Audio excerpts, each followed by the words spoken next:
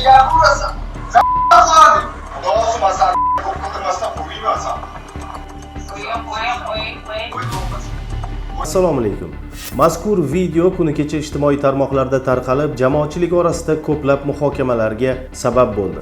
Holat joriy yilning 6-may kuni Parkent tumanida qayd etilgan va shu kunning o'zida hududiy ichki ishlar organlari xodimlari tomonidan nazoratga olinib, o'rganilgan. Ma'lum bo'lishicha, videodagi shaxs ruhiy kasalliklar dispanserida ro'yxatda turadi va muqaddam holati yuzasidan muolajalar olgan. Uning tashqi ko'rinishdagi noodatiylik ham aynan shundan kelib chiqadi.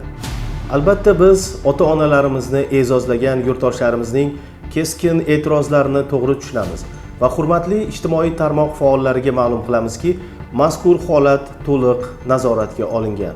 Bugungi kunda videodagi 37 yoshli shaxsga nisbatan avvalroq onasiga berilgan himoya orderi talablarini buzganligi uchun O'zbekiston Respublikasi Ma'muriy javobgarlik to'g'risidagi kodeksning 206.1 moddasi bilan hamda 183 va 41 moddalari bilan hujjatlar rasmiylashtirilib, sudning qaroriga ko'ra unga nisbatan 5 sutka ma'muriy qamoq jazosi tayinlandi.